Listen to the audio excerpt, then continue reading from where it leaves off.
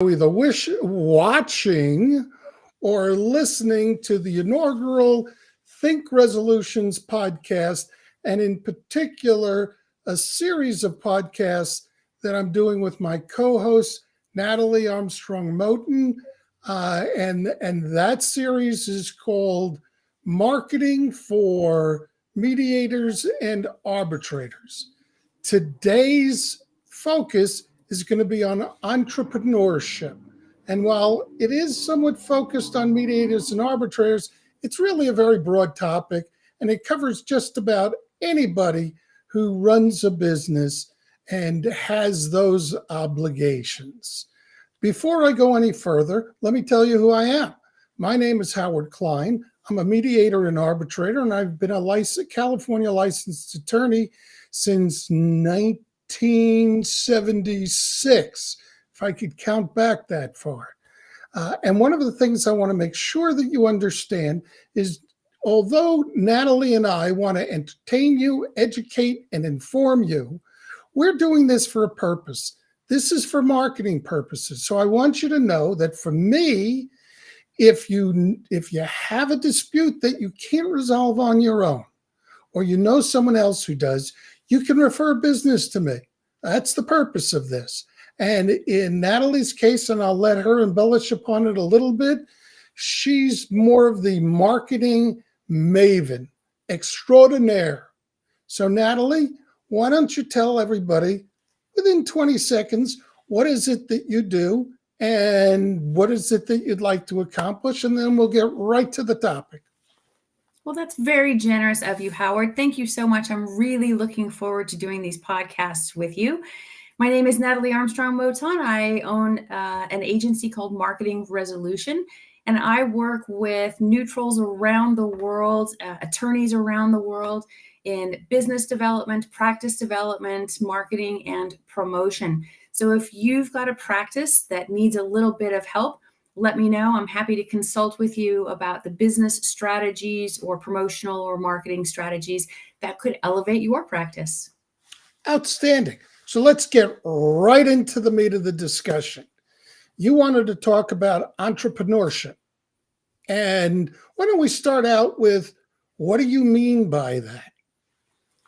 You know, I think that entrepreneurship is really important for everyone who's listening who owns a business. And entrepreneurship it's a mindset. And I think it's a really important mindset for us to have. My clients who understand themselves to be first and foremost a business person who's putting together a legal or neutral practice versus those individuals who consider themselves first and foremost a neutral or an attorney trying to build a business, they do much better. And it's not a play on words. I'm not trying to be clever or anything. An entrepreneurial mindset is an absolute imperative in building a successful business or practice.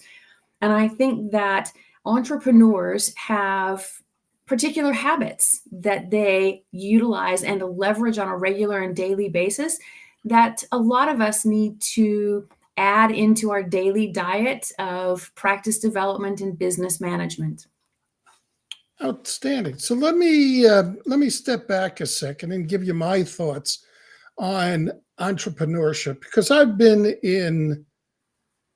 for me, of course, I've owned my own law practice. I've owned my own business. And to me, I act in the capacity as an owner. Basically, I'm responsible for everything. Doesn't mean I have to do everything, because it's important to know how to delegate, but every aspect of the business, and even when I've been general counsel and in charge of legal departments in a larger company, I even had an entrepreneurial mindset then. It's like the company, I was an owner. Although in most instances I wasn't, I felt like I was an owner, and I treated it like I was an owner. I didn't treat it like I was an employee. And that's my thought in terms of mindset. Can you embellish upon that a little bit more? No, Howard, I think you're exactly right. So, for example, if you're an attorney in a firm, or you're a real estate broker inside a real estate brokerage house, or you are one of the bankers inside a larger financial institution, all of those positions straight across the board still, I think, greatly benefit from having an entrepreneurial mindset. Those people that get those promotions, that grow a bigger business, if you're the sole owner or if you're in a small group, those individuals that have this idea that they are maintaining a daily diet of reading business books and marketing books, listening to podcasts like this, watching the YouTube channels that speak to business development and entrepreneurship and creativity. Those individuals that attend seminars, webinars, conferences, take courses at their local university, those are the individuals that will grow a bigger business for themselves or participate at that higher level if they're inside a larger institution and get those promotions. So let me ask you this question. Oops, I got to keep flipping back. It's one of the things about this program. Now, we're talking about mediators and arbitrators. And some mediators and arbitrators have an entrepreneurial mindset, and some don't. Give me some examples of people who might not have that entrepreneurial mindset, because I have some thoughts in terms of not only what I do, and I treat myself as an entrepreneur, but how a lot of other mediators and arbitrators don't have that same mindset. We all know these people, Howard, and it's those individuals who are under the assumption that they take their 40-hour course or they get their LLM. They post that accomplishment on LinkedIn and the phone will start ringing and the requests will start pouring in. And that's just, sadly, that's just not the truth, not for our industry and not for any other industry, actually, that I'm familiar with. It takes shoe leather. You have to get out there. You have to network, write, speak, train. You have to be present on social media. You have to have a website. You have to have all of these things in line, or you're just not going to grow a business. Do you have any clients that you consult with who are they're on panels on American Arbitration Association or JAMS? Yeah, absolutely. Yeah. So how does the American Arbitration Association and JAMS, how do they treat the individual mediators and arbitrators, and what do they expect in terms of entrepreneurship, from those mediators and arbitrators? My experience is that before you can get on those panels and rosters, they really want you to come with experience and a book of business. So it is sort of a catch-22. It's not just a free ride. Very few individuals get on those panels just on reputation or the name that they bring to the panel. That's a rarity.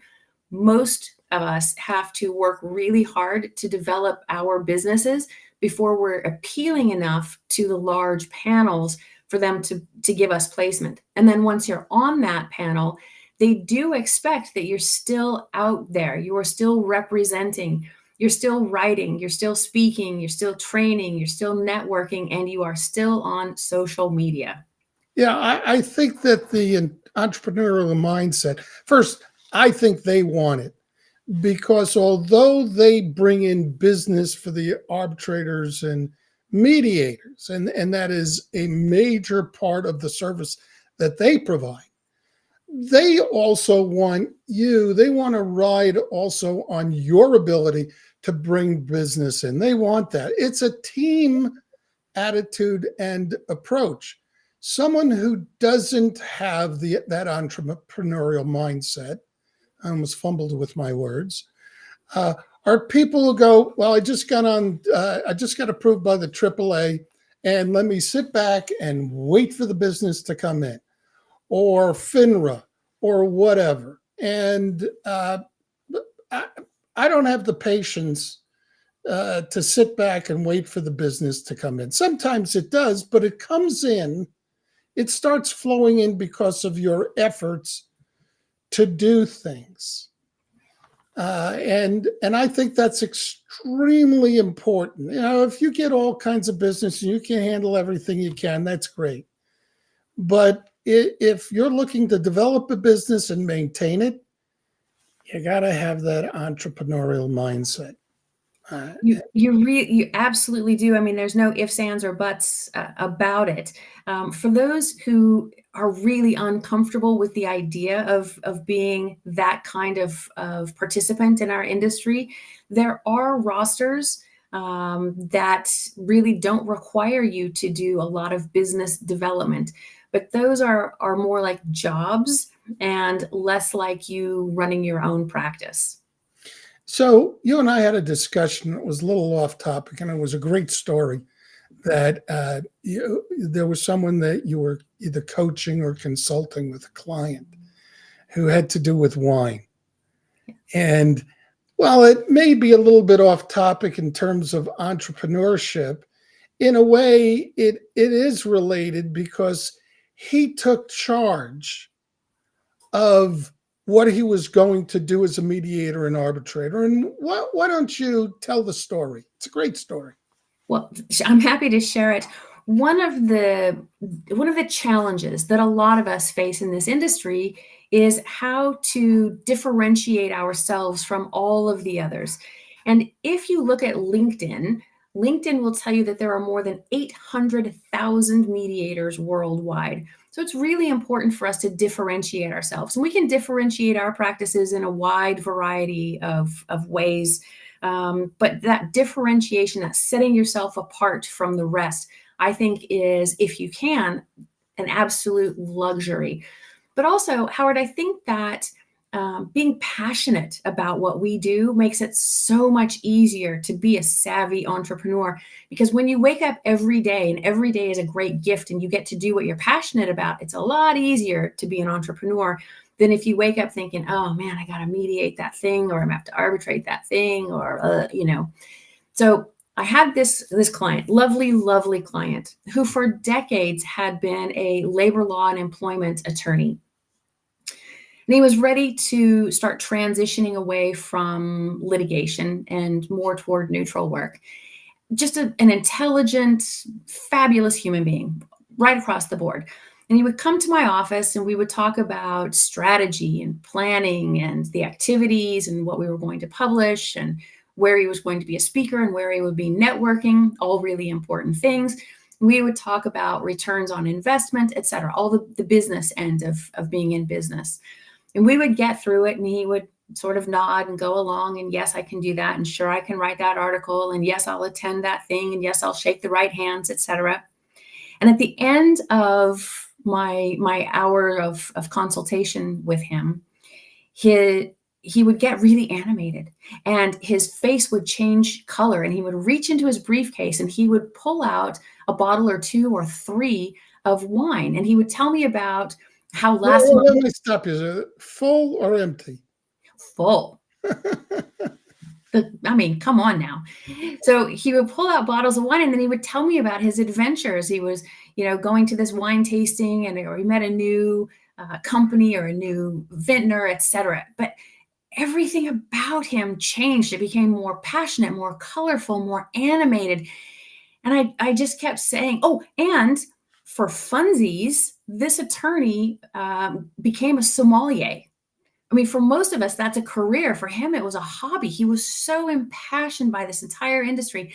And I kept saying, would you please let me help you build a neutral practice built around the wine industry? I don't know anything about it, but for sure there are issues, complaints, disputes, problems, errors in communication, negotiation. There are bottlers, there's labelers, there's all of the people who transport the wine. There's trademarks, intellectual property. There's something called vine rustling, which I didn't know anything about, where one vintner sneaks onto another vintner's property and clips some vine and grafts it to his own and makes a whole other kind of wine. I mean, it's a whole thing. And finally, I sort of badgered. And he finally said, yeah, that's fine. Let's give it a go. How bad can it be? I probably won't lose any business, but I don't know if this is going to go anywhere. And we set up an international ADR practice for him so that he could hear wine disputes all over the world. So he got to fly and visit these fabulous vineyards. He got to be around the people who love the thing that he loves the most. He got to hear those disputes. He was in hog's heaven with all of these wines. And he was always coming back to my office saying, oh, I did the most magnificent, fantastic, fabulous, awesome, amazing thing. And I brought you a bottle of wine. It was amazing to put together this practice. The really lovely part, though, the entrepreneurial part, the fun part for me, was that he was the only person who had a practice designed to hear that industry's cases and disputes.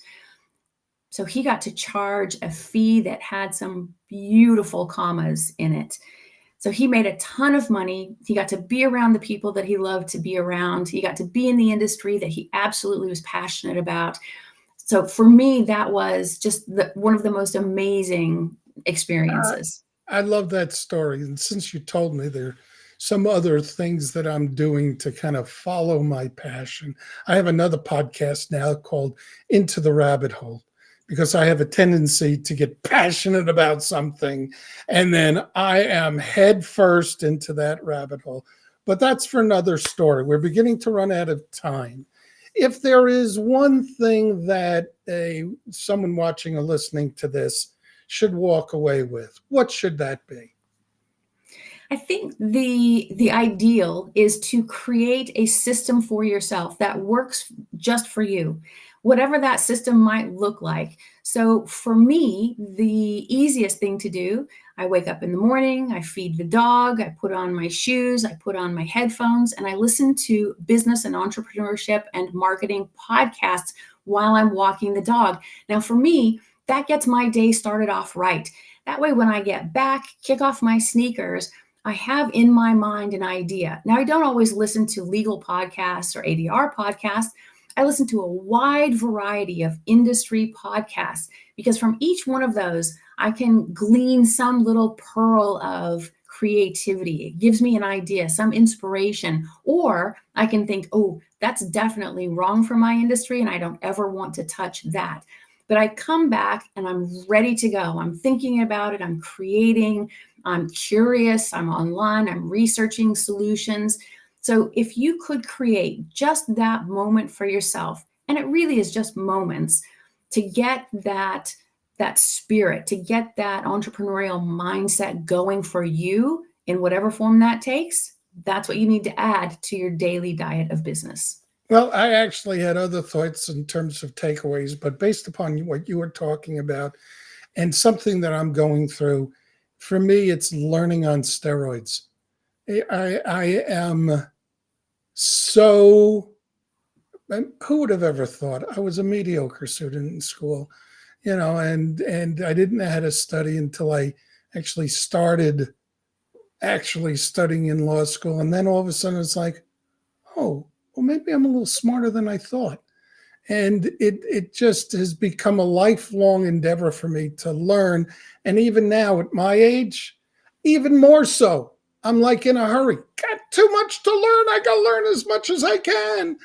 And that's my takeaway based upon what you've just said. So as we wrap up, I'd like to thank you. Why don't you quickly tell everyone how they can get in touch with you? The easiest way is to just search my name on the Googles. You'll find my LinkedIn profile there. You'll find my website there. You'll find my YouTube channel there. You can watch me for free every Monday morning on LinkedIn with Marketing Monday, which is a video and podcast channel similar to this. There are lots of different ways you can follow me. You can also just go to my website, howtomarketmymediationpractice.com. Send me an email, send me a DM, connect with me. It's a rising tide lifts all ships. And the better each of us does, the better all of us do. So let me know how I can best help you. So I'm pretty much going to say ditto. To kind of cut this short, I'm going to be putting contact information in the comments section of wherever you're going to be watching this, whether it be on YouTube, Facebook, LinkedIn, etc. And I do want to add, we have another live podcast, and hopefully we will have these sound issues resolved, no matter how sophisticated I am. It seems like I'm always having these issues. December 12th, 2023 at 12 p.m. Pacific Standard Time. We have not decided on the topic yet, but if anybody who's listening to this has a suggestion, we're all ears. So, with that being said, thank you very much, Natalie, and it's a wrap. Thanks, Howard. Bye-bye.